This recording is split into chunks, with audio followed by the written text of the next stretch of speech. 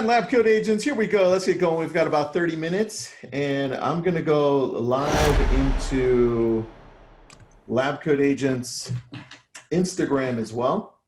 This way, yesterday I did that too, guys. It was good. It was good. Oh, nice. Let's get started. Let's talk a little bit about what Mike Ferry said yesterday. He's like the OG of coaching in our industry, right? And he really started off by saying a lot of agents have really curled up into a ball and said, you know what, I don't know what to do. They've never been through any type of crash because they jumped in 2012, right? So the one thing that stood out for me is his mindset.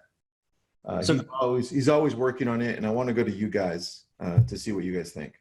First off, I want to add a little bit more to what you just said, Tristan. So I don't remember if it was 2018 or 19. I think it might have been 18. NER put out a report saying that I think it was like 29% of all the licensed realtors at that moment, 29% had less than 2 years experience. So meaning that, you know, this is like 2018. So 29%, almost 30% of every licensed realtor was less than 2 years in the business. Wow. So that draws a little context to what you're saying, that a lot of people haven't been through these shifts and crashes anymore. And as far as Mike Ferry, is there literally a guy that's been in coaching or a woman that's been in coaching longer than Mike Ferry? I don't think there is anybody. He's like, he is. He's like the grandfather, right?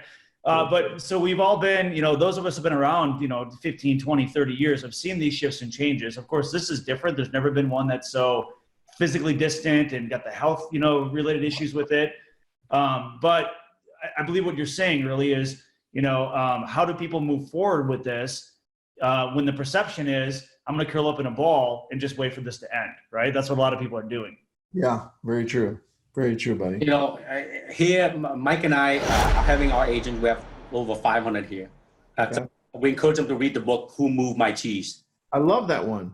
It's only 32 pages, man. Really easy reading. And if you're like me who hates reading, just print the Wikipedia page. It's 2 pages. They give you the same book. All books should be 32 pages. Yeah, right? You know, but it's eventually what it talks about is mindset and changes. Change is a constant. Afraid of change, you are in trouble, man, with life and with the real estate industry itself. So every time there's a change, there's a challenge, that's an opportunity. You just need to have the right mindset to welcome changes versus to fight the changes. I love that, guys. I love that. It's I always say it's like this. It's like Newton's first law. You know, I took physics. I failed it twice, but then I learned, okay? But things in motion tend to always stay in motion, right? And so any type of forward movement that you can take will help you in that movement. But guys, ask questions. Here we go. Let's go to our first one. We've got Kathy Repsis. You know what, Kathy? I think you asked a question before. Your name sounds familiar now that I'm getting used to this. But let's bring her on, guys. Kathy, we're going to bring you on here. Let me find you in our attendees list. This way you can throw in a few words. Kathy, mic's on your end. You should see that pop up. Morning, guys. Good morning, Hello. Kathy. Yeah, I'm on with you guys every day, or else I try to be. Nice. I love that. Thanks for being here, Kathy. Go ahead and ask us your question, Kathy. Actually, I have 2. One is we're starting to learn Google Calendar. It's a little tricky to be learning. I've been on YouTube learning it. What are your thoughts on that versus perhaps a different type of real estate calendar? Do you guys prefer one over the other? I'm a big G Suites fan myself. I'm a big Google fan. What I really love is integrations. I want a calendar that can integrate with a lot of stuff. So I don't know if you're what your intent is with your calendar, but if you're scheduling a lot of appointments, I like integrations. I use Calendly for one. Long over here uses Schedule Once. So we got 2 different platforms we both like. But what I really like is for a calendar to integrate well and that people can just go onto a link, schedule an appointment with me, and it's very minimal maintenance with me. That's what I like out of a calendar. Long, do you have anything to add? Yeah, just the fact that you're going to use a calendar is already great because yesterday we talked a lot about time blocking, right? And how to prioritize and use time. So just use the one that's most friendly for you that to use and that you're going to use it. If you take something you don't like or you don't understand, you're not going to use it, and it defeats the whole purpose. So for me as well, I like that because it integrates, because I also have an iPhone. So all of those seem to integrate pretty well on my iPhone and my laptop and all this other stuff. I think Mike, you have a Mac, right? So, but Yep. I like the Google Calendar because for us, we have a pretty large team, so it's a lot easier to share and manage. I also like the color coordination of it too. I want a calendar that I can color coordinate for my appointments, and we can share calendars. Another integration, if you've got multiple team members, you want to be able to see perhaps what's on their calendar. Because with Long, if I need to know where Long is, I'm like, how come he's not answering my phone? I can look on the calendar and see he has an appointment, right? So that's what I mean by integrations. We can color coordinate things. We can see who's got an appointment on there. We can send links out that people can schedule appointments with us very easily with a lot of automation. So I think Google's a great calendar for that. Tristan, any thoughts? No, dude, you guys did it all. I love it.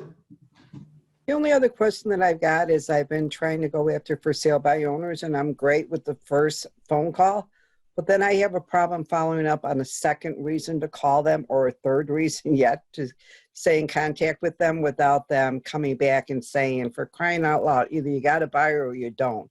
How can you keep in contact with the for sale by owners over the long haul, which could be 6 to 8 weeks? So Tristan, this sounds like a little bit of a deja vu, considering that you and I this morning had a pretty in-depth FISBO conversation. Do you want to start with this one? We should have just talked about for sale by owners to start, guys. Yeah, no doubt. Do you want to? You had some great thoughts this morning. If you want to share. Yeah. Let me shift the screen over here on Instagram Live because I'm going to be talking to you guys too. So here's what it is. On for sale by owners, they're working right now. The approach has to change. So I wanted to talk about that first, Kathy. And the approach has to be coming from a lot more contribution and saying, this is how we're doing business right now. Yes, business is still going on. These are the tools we use, and this is how it's changed. This may be the contract that you need. And this is the escrow and title and lender that you can be using during this time. Now, the follow-up to that is usually saying, hey, Mike, hey, Long. It's usually by text or email. So I leave all my conversations like this. Once I'm done talking to Mike as a for sale by owner, I say, Mike, look, it sounds like you're probably not interested right now, which is fine. I'll still email you all the details as to how we're doing business right now, all the virtual tours, tools that we're using, the technology that allows us to do this, and also everyone that I'm using from escrow to title to lenders that is currently working right now. Mike, do you mind if I follow up with you in about a week just to see how you're doing and then see if maybe you have some questions for me as this market's changing? They usually say, yeah, not a problem, because they're trying to sell their home. And so then you follow up with them in a week and you say, hey, Mike, look, I see your home's still on the market. Did you end up using any of the tech or tools that I sent you? Did you have any other questions? Because we're adding things every week because the market is changing so quickly. I think, Tristan, just to draw some context around that too, you do a really good job when you're talking to FISBOs to ask a question like, how long do you think you're going to go about selling your house before you list with an agent? So you're finding out their time frame. They might say, I'm going to try this for a month or 2 months, but you're also setting up your next follow-up. You're setting the expectation when you're going to follow up before your phone call's done. Yeah. So you're letting them know, I'm going to follow up with you in a week. Is that okay? So I think that really helps move things forward rather than hanging the phone up and thinking, oh, shoot, now I got to have a reason to call them again. You're setting that reason up before the call's even done. So I don't want to glaze over that. I think that's a really important point. That's the key. You're right. Long, what do you think? Yeah, the other thing right now, specifically because of COVID-19, there's a great excuse to call all the time with updates. Let's say in your market, hey, now this has happened. Are you prepared? Yeah. To do this kind of stuff? Or maybe I can share with you some of the best practices I'm doing that you can just use for free, just providing value. Long, that's a good point. And Kathy, here's what we'll wrap up with this. What you need to do first is get a document, a Google Doc or a Word doc, and start outlining the things that you're doing in this market to sell homes. So the technology that you're using, the escrow company that you're using, title, lender, and all the tools that you're using right now to make it much easier for people to view homes virtually.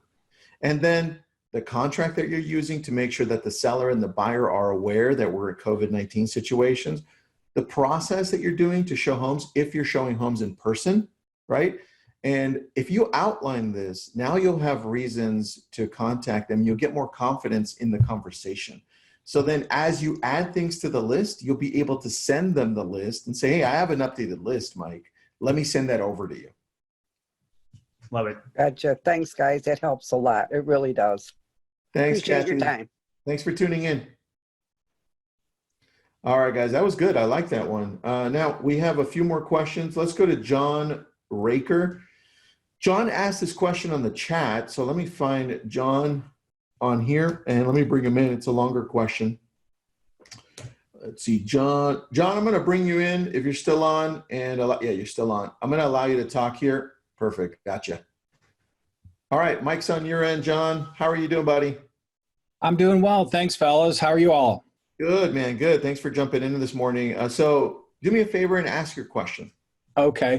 Well, I was looking at adding to my marketing mix. I'm a solo agent in the Amelia Island, Florida area, which is the very northeast Atlantic coastal area of Florida.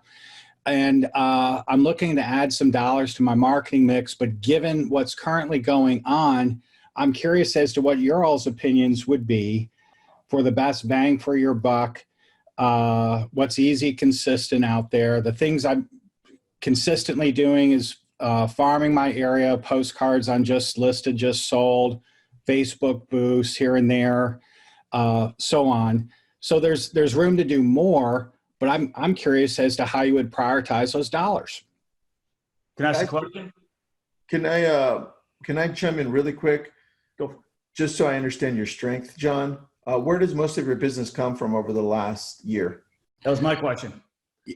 Sphere, referrals, and people that have been in my database that I keep warm and nurture from open houses or otherwise. I guess that's where they come from. So some internet leads, but really vast majority Sphere. Yep. Okay. All right, guys. So with that, John, I'm leaning more towards using your strengths already. And this is where we always lean towards. That's why we ask.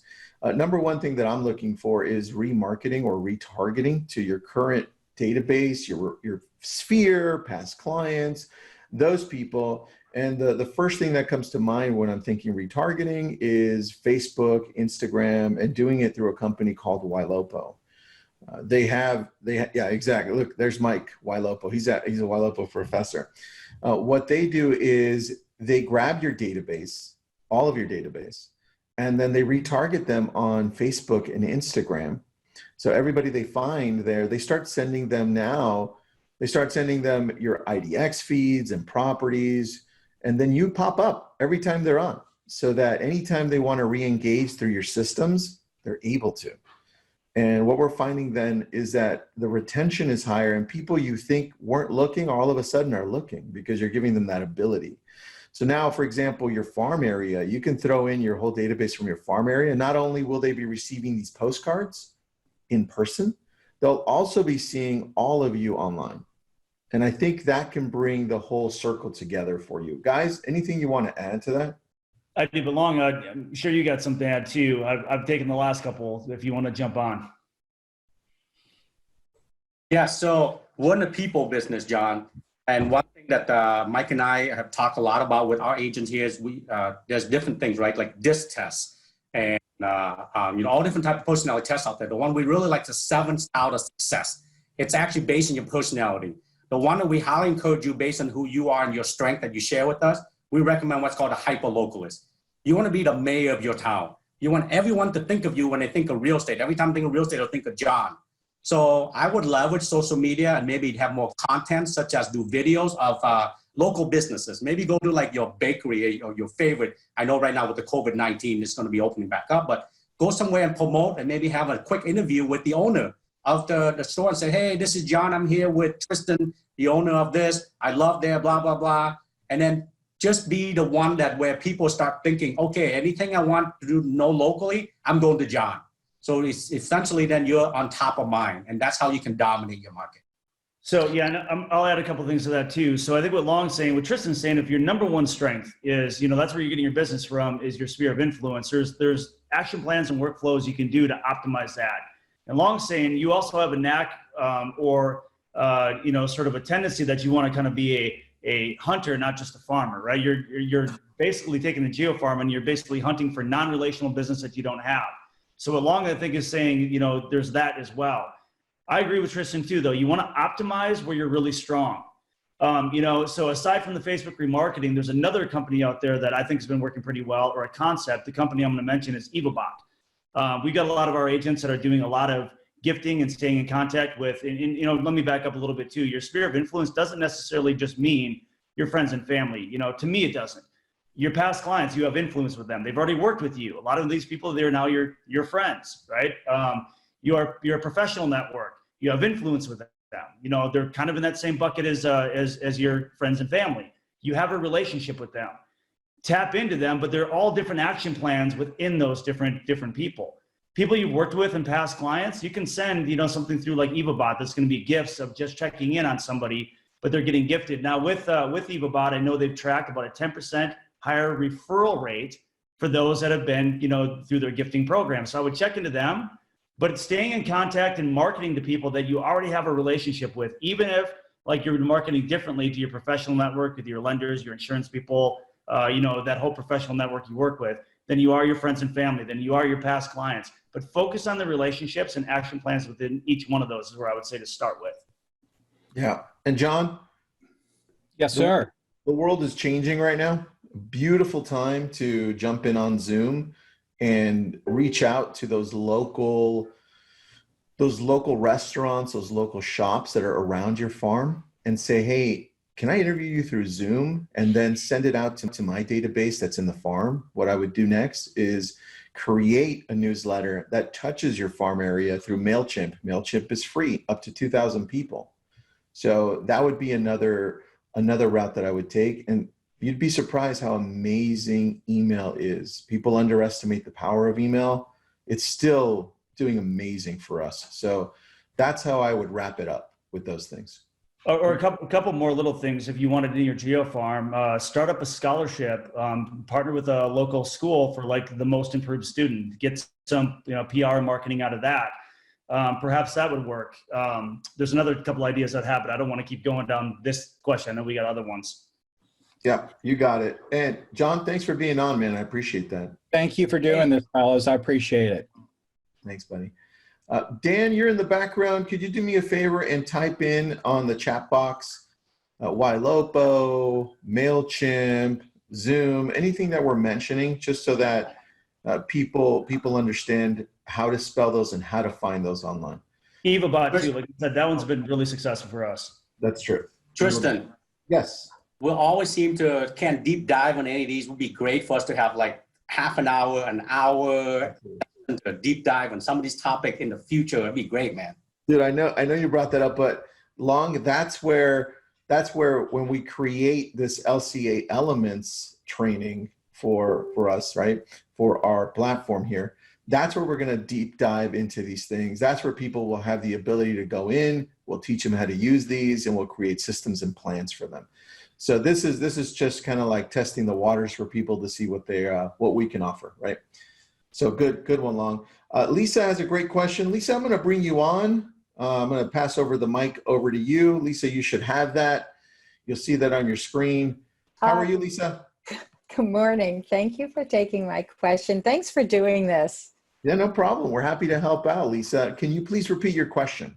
Okay, so well, for one, I've become one of your #1 followers. I see you on my computer now almost every day, every other day, and you're offering so much content. So thank you. So I'm a newer agent, and I've had my license for a year, and I've leased a property. I'm in Santa Monica. It leased for $8,500 a month. I've sold my first condo. It was a girlfriend of mine who was looking. It was $965,000. So these are expensive properties. Yeah. And so just opening myself up completely, I went from passing the test to having these 2 sales. But in between, there is so much to learn. And while we've all been home, I've learned so much content that is still next level. I still feel like I'm missing the groundwork for being a really knowledgeable agent that's, rock solid in taking care of my clients and their my fiduciary commitment to them.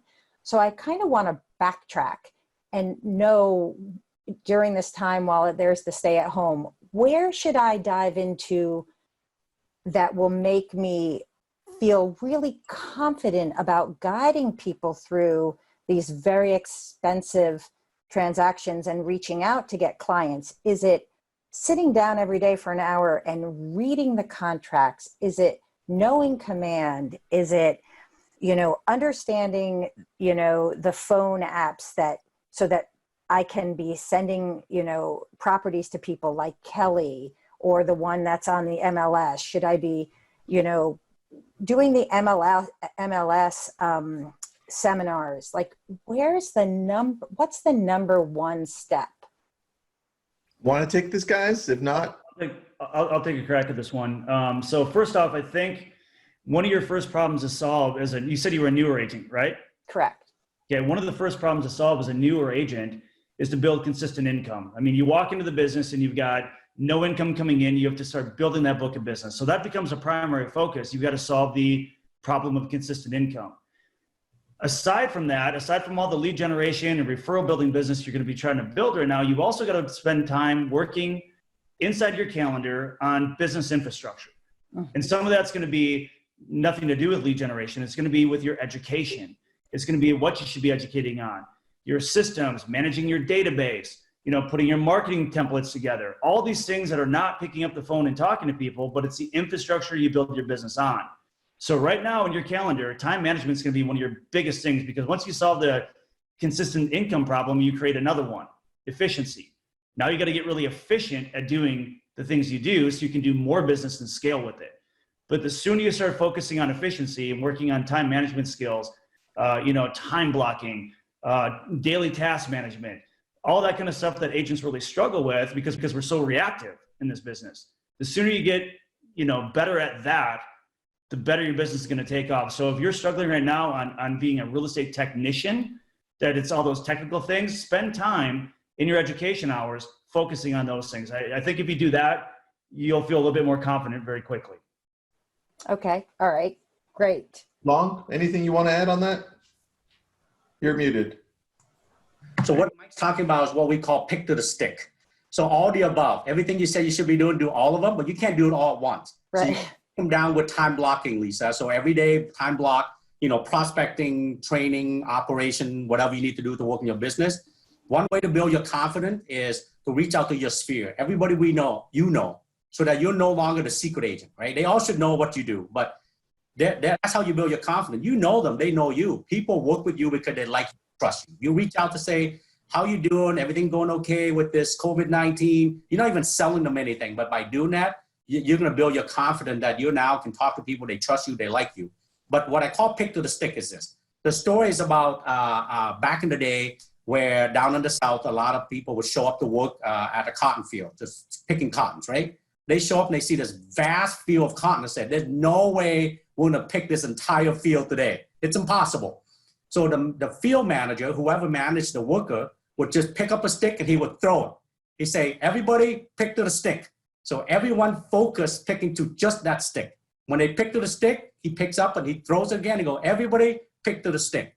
So what you need to do, as Mike's saying, time blocking is break down and pick to the stick and do things you can manage. Don't be overwhelmed with so much stuff going on. Just break down your daily time blocking.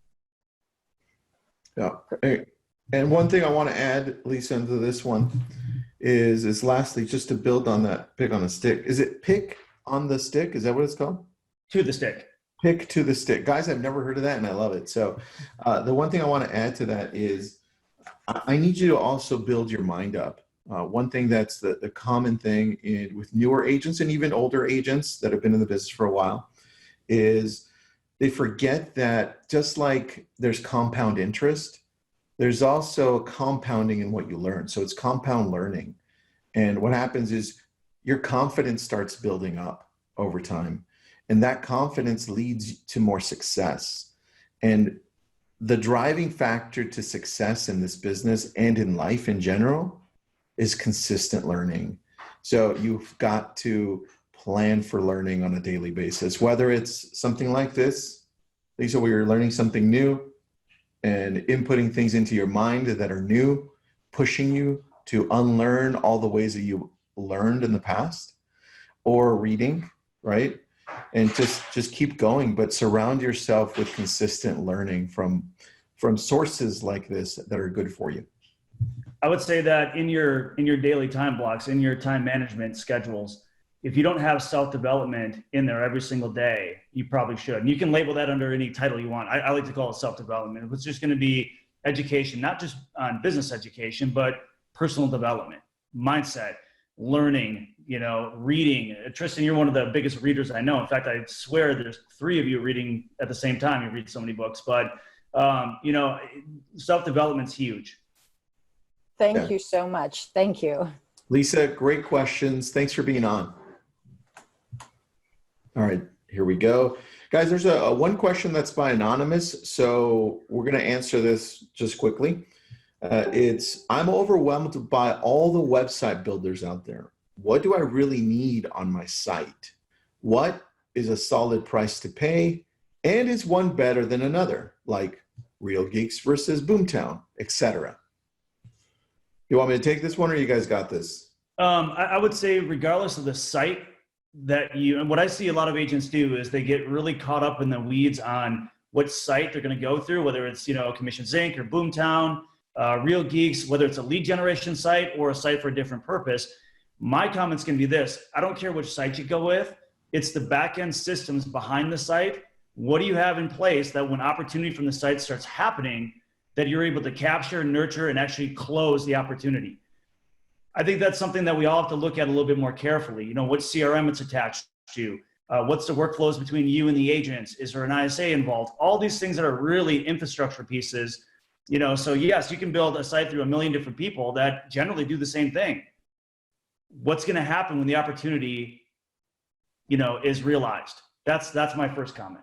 Yeah, and I think we go to something simple like Follow Up Boss, right? Combining it with Ylopo, that's super easy. And if you want to move up and say, well, what else can we do if we want to have an all-in-one? Then there's Chime, right? So there's a lot of choices out there. Here's some things that we look for. We look for mobile friendly, right? That's number one. So if there's an app, even better, right? Only because that's where the world is right now.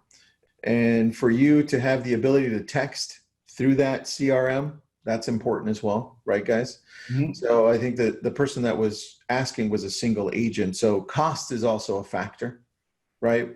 And so something like Follow Up Boss, where it's only a simple CRM, but can connect to a next level marketing system like Ylopo, is beautiful because it'll scale with you.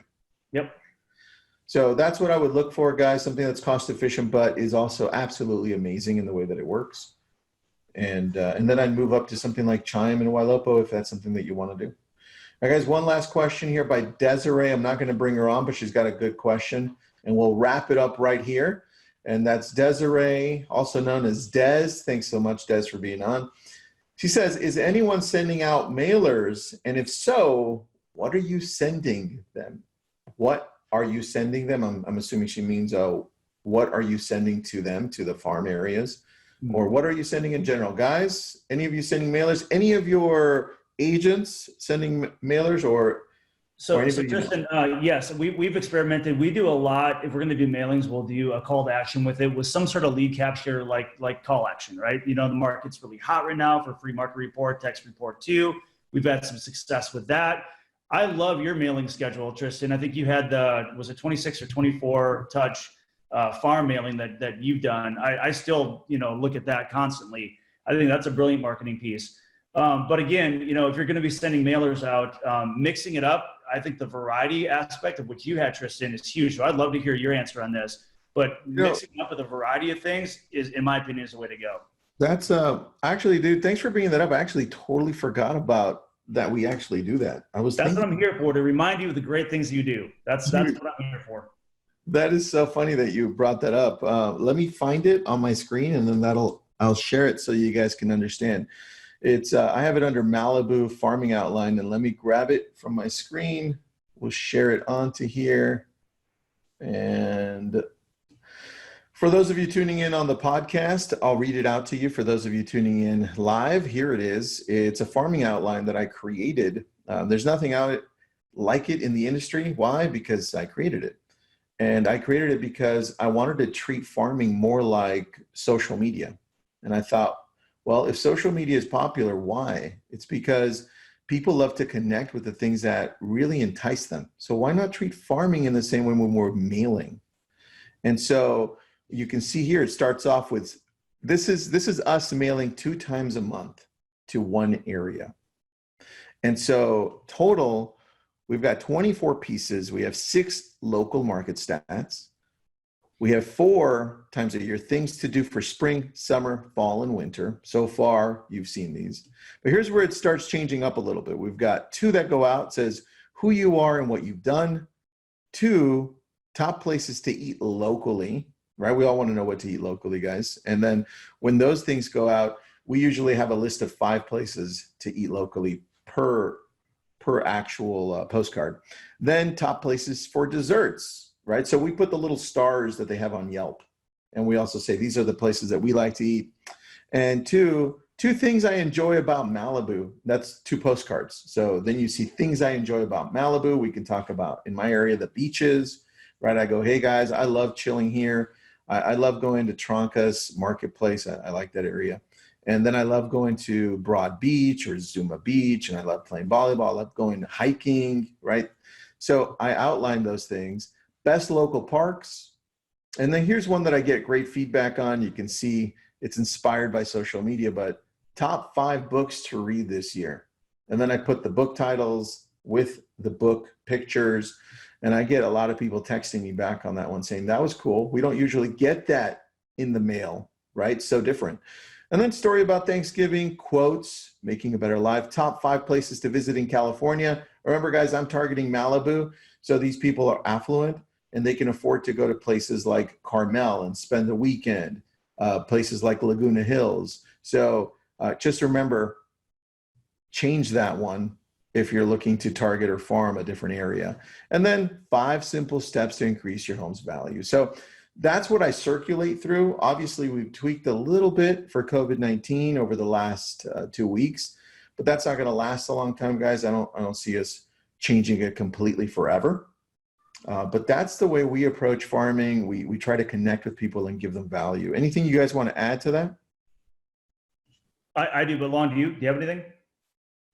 So we've done, like I said, we've added some calls to action with lead capture to some of those pieces too.